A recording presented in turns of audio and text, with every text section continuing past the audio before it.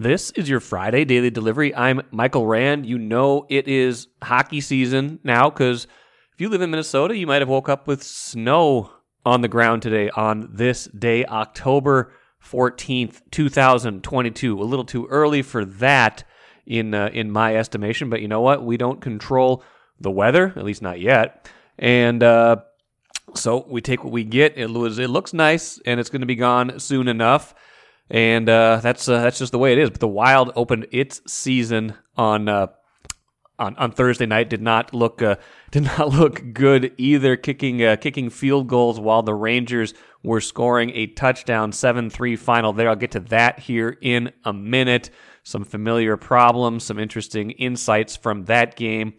Got to get to a Carlos Correa item. Sounds like the opt-out from his contract is getting closer to official. And we'll spend the bulk of the show talking to Ben Goessling, Vikings beat writer, about the Vikings, about Sunday's game against the Dolphins, but more in particular about their plan to stay healthy this season, how it's been working so far, and a little bit about the offensive line too, and how much better that unit has been and why. First, though, what did I miss? I got to start with that Wild opener because that was the big story from Thursday night. The Wild kind of came out fast in that game. We're controlling play against the Rangers, but wind up losing 7-3. And I think there's two big concerns that you can take from this game, even if it's just one of 82. The first and foremost being that they played really loose, and that's a style that they might be able to get away with against some of the lesser teams in the league. This kind of up and down style. I know that's the way they want to play. I know that's the way they like to play.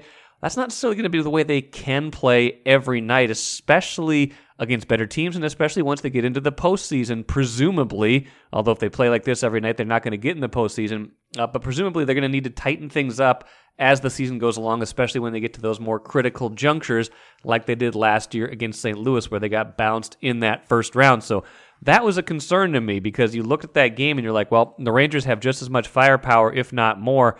Why engage them in that kind of game where it's going to be up and down the ice? And Dean Evison was particularly pointed about that after the game. Let's hear from the Wild coach quickly here. Not just D-zone player, defensive game period, right? Checking, missing checks, everything. Our complete defensive game was awful. Our offensive game was real good. Their goalie was great early. Could have been the difference, but we definitely have to do a better job defending. So yeah, didn't like the defense, didn't like the checking, didn't like much of anything, especially results-wise. Now the second thing, though, that I need to note is the goaltending. Marc-Andre Fleury gives up all 7 goals on 35 shots. If you go to the advanced stats, naturalstattrick.com, one of my favorite hockey advanced stats site, the game was much closer than 7-3. In fact, if you look at the scoring chances for, the Wild had more scoring chances, 34-28. They got more shots. They won more faceoffs. And in terms of expected goals, when you add up everything that they were doing, all the shots they took from certain spots on the ice, the Wild was expected to score 3.95 goals on Thursday night, and the Rangers were only expected to score 3.11. So if all things were being equal, if the Wild had a little bit more output and if they were shutting down the Rangers a bit more, and that's defense and goaltending, but a lot of it goaltending when you have that big range, it might have been more like a 4-3 game. So that's a concern. When you're giving up twice as many goals as expected, more than twice as many, that points to an issue. And, they don't have Cam Talbot to fall back on anymore. They don't have this kind of tandem, this duo where they could perhaps get away with that. It's going to be Marc-Andre Fleury for the bulk of this season and Philippe Gustafsson for a part of it. So I don't know. I don't know what to make of this game in terms of big-time takeaways. Could just be a one-off. Could be the kind of thing where you play a really good team, you catch a couple bad breaks, things like that, and you're not able to get things done. But it just felt like a game where if they're trying to play this new style, if they're trying to maybe tighten things up a little bit this year, realizing they don't have Kevin Fiala anymore, might not have quite the scoring punch they had a year ago, trying to maybe redefine their identity to a certain degree. It backfired. It failed on Thursday night. Their best players were not good. Kirill Kaprizov, a -4 in this game. I mean, maybe the biggest bright spot was Matt Boldy had 2 goals. Looked like he's still going to be a big factor even without Kevin Fiala. But Jonas Brodin was a -4. A lot of players just did not have good shifts in the defensive zone. And again, the Rangers are going to do that to a lot of teams. That's going to happen to a lot of different good teams. And I still think the Wild is a good team. The Wild are a good team, but I wanted to see more. I wanted to see an identity shift in this game that I just did not see. And I want to see more of kind of what Sarah McClellan and I talked about on Thursday's show, more of an effort, a conscious effort to understand they're not just going to be able to outscore teams all the time. So that is what I know about that game. I'm not going to panic after one game. I still think, they're a good team. The Rangers might be the best team in the Eastern Conference, might end up winning the Stanley Cup this year. A lot of opinions can change after one game, but I did not like what I saw in a large part, especially on defense and in net on Thursday. Take a playcation to Mystic Lake. With 24/7 gaming, the good times never have to end. And you can satisfy your cravings at our restaurants and bars. Or relax in one of our luxurious hotel rooms. Those that play together, stay together. And don't forget to join Club M so you can spark new memories and bask in the rewards along the way. Follow the lights to Mystic Lake, where every day is play day.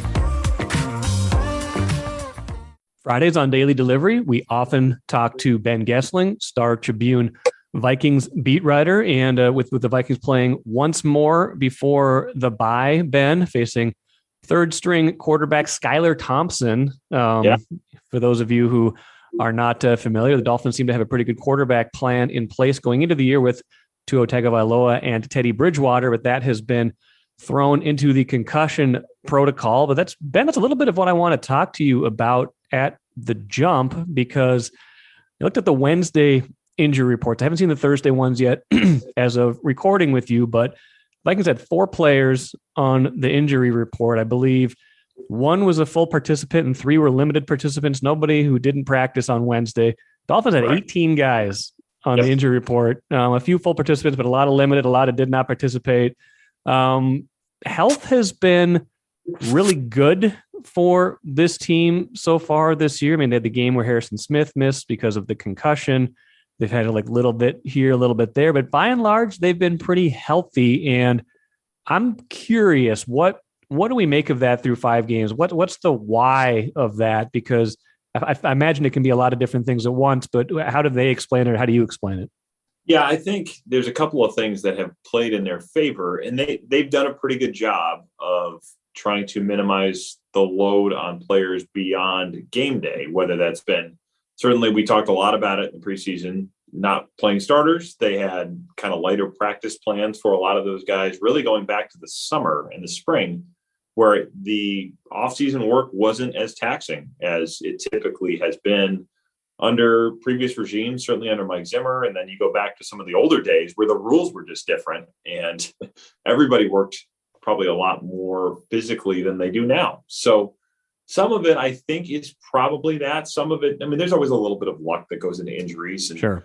And something like Lewis Seen's injury is bad luck, and you can't predict that. You can't prevent it. It's just your foot gets caught. And I think obviously there were questions about the turf in London. Not sure specifically if that impacted that play, but that's one of those where it doesn't really matter what you do. It can happen that way. So there is luck involved. But I think the thing that stuck out to me, and I'm writing about this for Saturday, the number of soft tissue injuries, groin, hamstring, calf, that kind of stuff, they have had hardly any of those. I don't really know that they've had any that you would call a soft tissue injury. And those tend to be things that pile up with muscles getting fatigued, possibly overuse, just overloading players in terms of workload. When muscles are being asked to contract a lot, they tend to get tired out and then get pulled or get tight and make something else pull. All of that stuff plays into it. So I think they've done a fairly good job of keeping players fresh to this point. The thing that's interesting, though, is that they have typically been one of the healthier teams in the league in terms of players they've had on the field. I looked this up this week. From back to 2009, Man Games Lost tracks this, and they are the second least affected team by injury since 2009. 2000, interesting.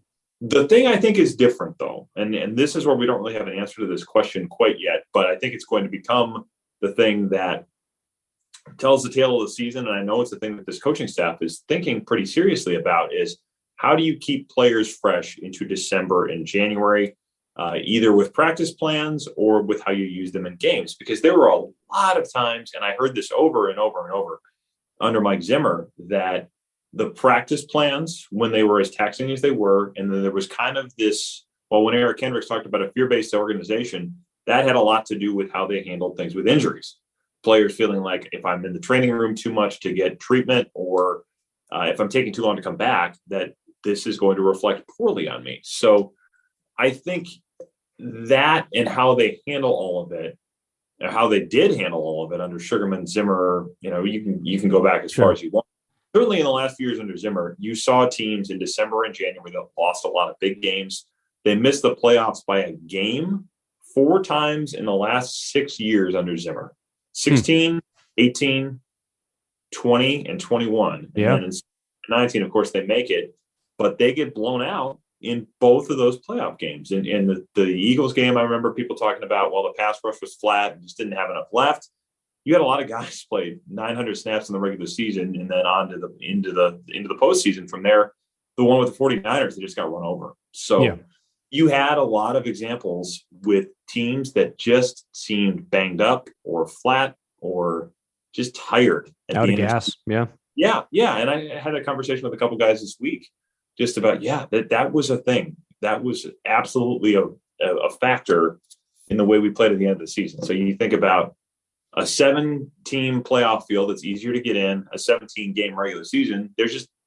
There's more work for players in the regular season, and there's the potential of more work in the postseason. So the fact that you're 4-1, haven't played probably a great game yet. Yeah, but not a full game. Yeah. We talked about an Access Vikings. It doesn't really matter. Yeah. I mean, you're 4-1. You have time to try to figure this out. And they would hope that they're at their sharpest and still fresh when it comes down to December, January, because that would, I think, be where it really looks different than what we've seen the past few years here. But what else is interesting about it, you and I were talking about this, you brought this up to me before we started recording, is they're still playing guys pretty heavy snaps within a game. Yeah. It's so I guess, is that the piece where they're like, on game day, we can do this as long as we're managing their loads during the week, as long as we're managing it in the off season? Or is that the kind of thing where you have to be wary of it being sustainable for 17 games? Well, I think certainly the time that you have saved probably buys you a little bit of margin. And again, there's a randomness to all of this, but I think their hope is that lack of preseason snaps, lack of harder reps during OTAs, mini camp, training camp, all that kind of stuff probably helps because it's just less wear and tear on a player's body. But Kevin O'Connell talked about this yesterday, or on Wednesday, I guess it was, that we need to find more players to contribute to this team. And this has been a thing, and we've talked about this for years, but depth on this team, the lack of kind of the middle class of the roster, the veteran that makes $2 million that you can put in for 25, 30 snaps a game, that is where this has an effect. They don't have a lot of proven backups on this roster that you can come in and plug in for a fairly decent chunk of the game and reduce players' workload. And you have a lot of rookies who are hurt right now. I mean, the injuries they have had have been with the rookies, whether it's Lewis Seen, Andrew Booth, we should see this weekend, but we haven't seen him much yet. Ty Chandler is out this weekend with a broken thumb. There's a lot of rookies that have not been able to come in and help take the load off of some of the veterans. So I think O'Connell knows that. I think that's something they are hoping can change here fairly soon, because they have, I think, 7 starters on defense, or 7 key contributors, I should say, because Chandon Sullivan is one of these 7. I don't know if you call him a starter, but they have 7 players on defense that have played more than 80% of their snaps. So that's a lot of guys. That's Danielle Hunter. That's Harrison Smith. That's Patrick Peterson. That's Eric Kendricks. I mean, guys that have played a lot of football in this league that you probably don't want tipping towards that 1,000 snaps a season before you go into the playoffs, because those are going to be the guys you need to win you games if you get there. So I think there is an awareness that some of this needs to change, because they've had a pretty short bench. And I think they know that they have to lengthen this out a little bit to try to keep some of these players fresh. It's always a fine line because you can't lose games in the process. Right. You lose a game in the NBA, it's not as big of a deal if you lose a game in the NFL. But I think trying to figure out how to balance that out over the coming weeks is something they're very much studying and thinking about. And invariably, it has to come from within. We talked on Access Vikings Wednesday, the salary cap. Let's play the sounder here. Where's the money, Brzezinski? The salary cap, they're up against it. They've got all this dead money. What do they got? Like less than $1 million in cap space. So if people are thinking about, hey, trade deadline's coming up, I think November 1st, like could they add somebody? Could they put someone in a situation or roll things like that? Like that ain't happening probably. No, it's not. I mean, they're one of two teams in the league right now that has less than $1 million of cap space. And they've got $26 million in dead money. That ranks in the middle of the league in terms of dead money, but they also are not a team that's saying, let's punt on this season and play with a young, cheap roster. This is still a lot of veterans on the roster and a team that's trying to win right now. So the dead money combined with that does not give you a ton of room to operate. It's them and the Chiefs, I think, that have less than $1 million to play with. And you could try to get something done to clear some more room, but that means probably doing an extension or doing some type of a revised contract with a player during the season. There aren't a lot of terribly obvious candidates for that. So you'll have to get creative to try to find some money to do much of anything. Otherwise, yeah, you're talking about, kind of adding on the margins here and there, things that maybe put another $100,000 on your cap as a total net increase. I mean, you could do that, but beyond that, there isn't a ton of room at the moment to help improve the team in any significant way. So yeah, this is kind of what you have. One of the guys who takes up a significant amount of the cap, as we've talked about, is quarterback Kirk Cousins.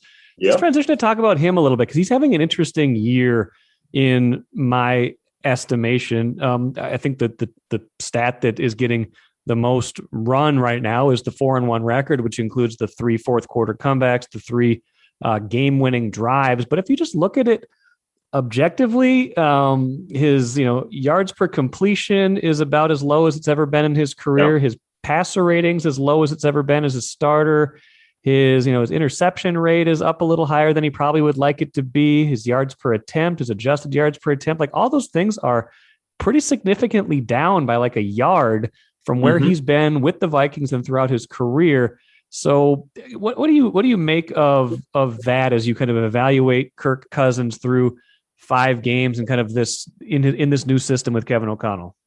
Yeah, I mean, the turnover thing is interesting because I remember, I think it was 2020 that he got off to a really bad start. He threw like 9 or 10 picks in the first 6 or 7 games, I think. And you kind of thought, boy, this is really going off the rails. And then he for the rest of that season played awfully well and didn't turn the ball over very much. So he does have stretches where you see the turnover numbers come up a little bit. And you had the one that Justin Jefferson in Philadelphia said, hey, this is my fault. I ran the route not to the right depth of where Kirk was expecting me to be. But you also have picks like last week that were not great throws. I mean, you've had some of those throws where he's forcing things and is trying to make things happen probably that he shouldn't be trying to make happen. So I think he's still figuring out a little bit of how to play in this offense. And he's talked about kind of needing to get sharper with it and trying to get to the point where he's as far along as he was in the old scheme. Because even though they had new coordinators every year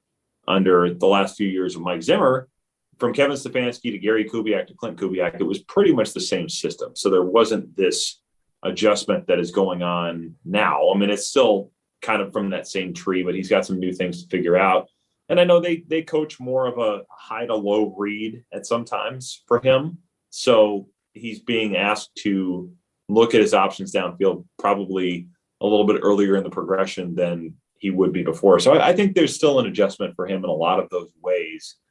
And that may be where you're seeing some of the turnovers happen or some of the incompletions probably happen too. They've had some drops at times, I think, that have played into that. But yeah, there's still a lot, I think, for him to figure out. The record is good, and that's been the thing everybody's always talked about with him, is that he doesn't win enough, even if the stats look nice.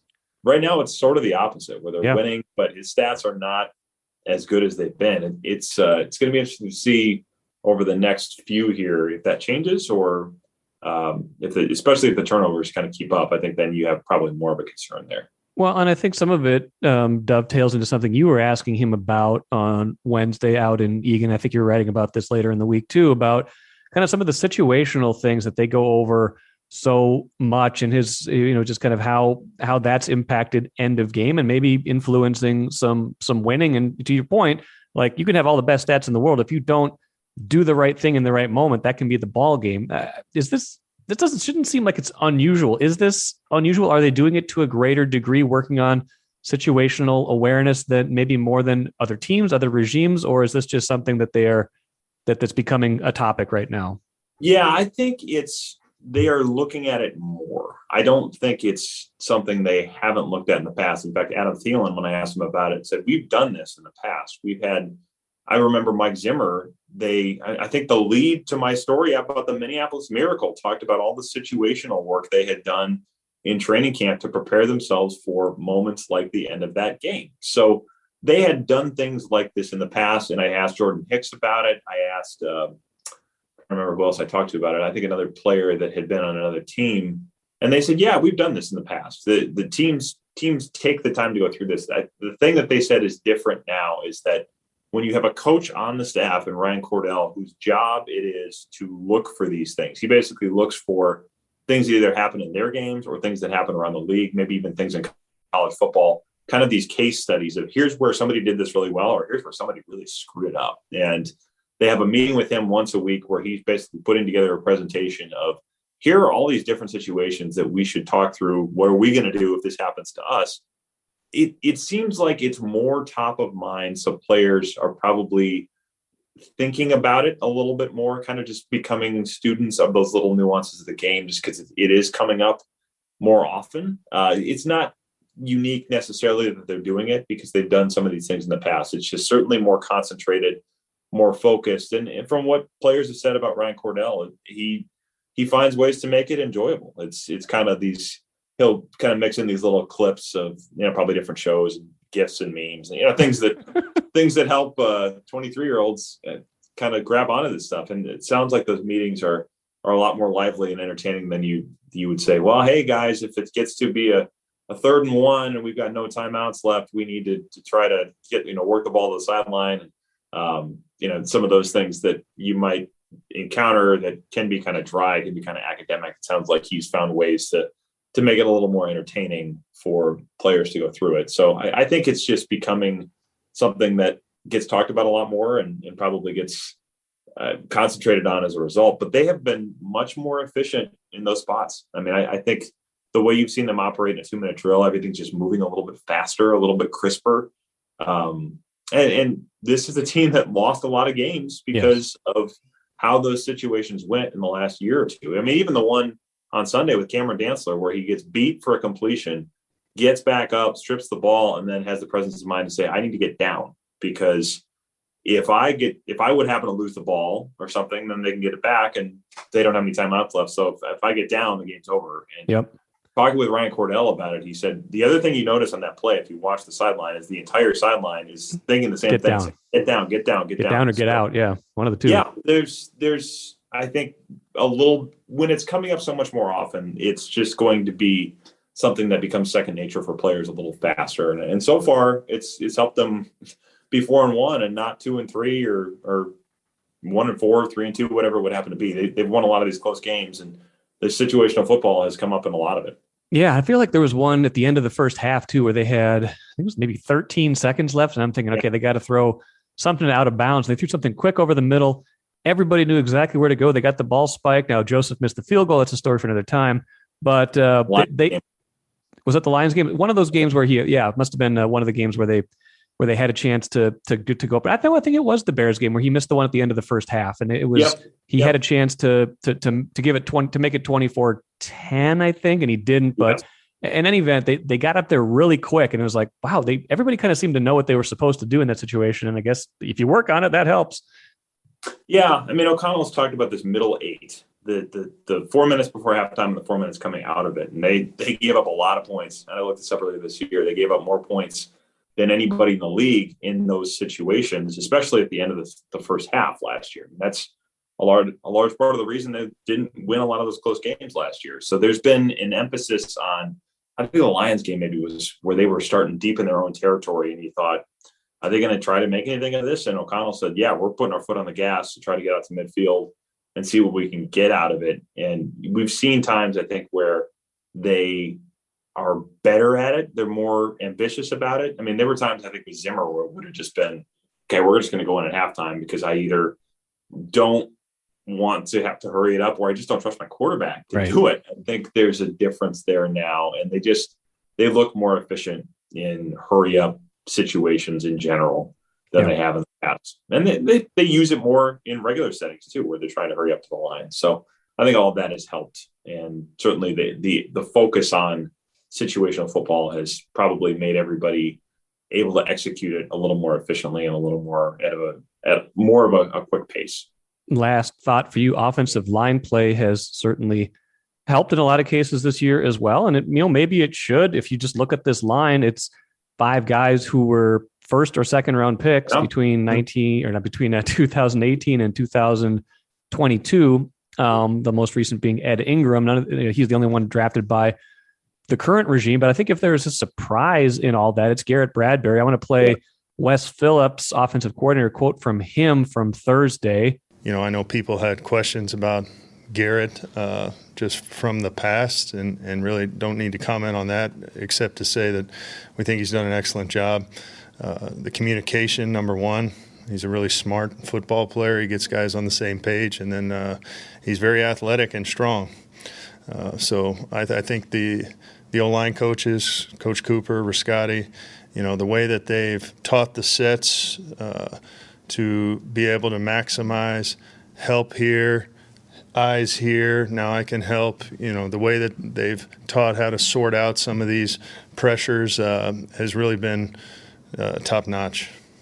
That just the Bradbury narrative's gotten some run lately, and he's there's some advanced stats like pass block, run block, win rate where he's showing pretty well this year. Do we know any more about what we should chalk this up to? Is this just a guy playing in a better system? Is this guy more confident? Did he do something particularly in the offseason? Because if he's even fixed to an average degree, that changes the complexion of the offensive line. Yeah, it sure does. I mean, he had put on some weight. He'd added some muscle. And I don't know if that has made all of the difference, but we have not seen him getting blown up by defensive tackles to the degree that we have in the past. So I think Wes Phillips has even talked about it, that he's been good at anchoring against pass blockers, or against pass rushers, I should say. And that is, you hear somebody say, yeah, he's really good at that. It's like, that is Garrett Bradbury? That Bradbury? Yeah. Right. Yeah. So, it's kind of one of those things where it's a different narrative that you're hearing around him. And it's probably the one you hoped you'd hear when you draft him in the first round all along. But he certainly has. This is the guy that lost his job in the middle of last season. They had moved Mason Cole into that spot and then moved Mason Cole out to guard. Bradbury had to get his job back, and then they'd said, we're not picking up your 5th-year option. So he's in a contract year and really trying to play for his NFL future. So that's going to give some motivation to anybody, but I think some of it has been, maybe a little more stability around him has helped. Ezra Cleveland, I think, has had some nice moments. Ed Ingram has been up and down, but not a huge liability in that spot. And your tackles have been awfully good, where you don't have to sit there and say, let's devote extra help to Christian Darrisaw. You can kind of put Christian Darrisaw out on an island by himself and trust that he's going to be able to handle most of what comes his way. So they've had some moments where they moved Bradbury out to block edge rushers. They've had some different blocking schemes that they've used in different spots. So I think some of those things may be them trying to put him in advantageous situations, but some of it might just be him knowing he has to have a big year and getting himself in a better spot to do it. I'm curious to learn more about this. I want to sit down and talk with Chris Cooper, their offensive line coach, about it in the next couple of weeks, because it has been noticeable that this is a guy that had been really good at getting out on zone plays. He's athletic. He's mobile. You've always known he could do that, whether it's a zone run or a screen. But seeing him be able to stand up to pass rushers is a different thing. And if he's doing it well, it's a pretty big change for this offense. And it also asks sort of begs the question, what do you do with him after this year? I mean, if he plays well enough, do you think about a new contract? That's a question for down the road. But the fact that we're even having that conversation is not where I probably would have expected it to go with the beginning of the season. Different conversations to be had for a team that is 4-1 instead of 1-3, 1-4, 1-5, things of that nature. We'll see if they can go to 5-1 on Sunday before their bye week. Ben Goessling, good stuff. Follow his coverage from Miami on Star Tribune, startribune.com, and we'll do this again soon, Ben. All right, Mike. Thanks. Great conversation with Ben Goessling and a postscript to something Ben and Andrew and I talked about on Wednesday's Access Vikings. We had a little fun with the idea that the Dolphins were removing their ping pong table from the locker room, and head coach Mike McDaniel had been praising players for focusing more on their opponent, taking away distractions out of the locker room. And I just got a text Friday morning while I was recording from Andrew Kramer saying apparently Thursday, Tyreek Hill, one of the Dolphins veterans, a wide receiver there, clarified that the table was removed not because they wanted to concentrate more, but because it was bent, and they're ordering a new custom-designed ping pong table for the locker room. So I don't know where the Dolphins are at with their level of concentration and level of preparation for the Vikings, but I found that hilarious that narrative changed awfully quickly, and the ping pong table is apparently coming back in even bigger and better form. Let's finish with the cooler. The expected is getting closer to being official. Carlos Correa, the Twins shortstop who had signed that 3-year contract with the Twins before this season started with the 2 opt-out void years, which really made it likely that it was only going to be a 1-year contract, has told El Nuevo Dia, a newspaper in Puerto Rico where he's from, that he will opt out and that he will not be back with the Twins next year unless it's on a longer-term contract. So that becoming closer to official, and you know what? Even if that's expected, that just reinforces that the Twins have a hole at shortstop next year with Royce Lewis being injured, probably not back until at least the middle of next year. Carlos Correa was their best everyday player this year. He had the biggest WAR on the team, 5.4 according to Baseball Reference, 4.4 on Fangraphs. He was their best player, their most dependable player. Take that out of the lineup, and that's a pretty big hole to fill. So we'll see how and if they're able to do that, but that getting closer to being a finality with him saying those words. That'll do it for today. Lots of good stuff coming up next week. Should have a lot of Timberwolves content as they get ready to open their season next Wednesday. Final preseason game for them is tonight, and it sounds like Towns and Gobert will play together in that game. The first time fans will be able to see those two on the court together after the big offseason acquisition. So something to look for tonight. Should have plenty of Vikings coverage, plenty of Gopher football coverage from that big game against Illinois. Again, if you missed any podcasts from the week, lots of coverage of all those things leading up to this. Thanks for joining me all week. Back at it again on Monday.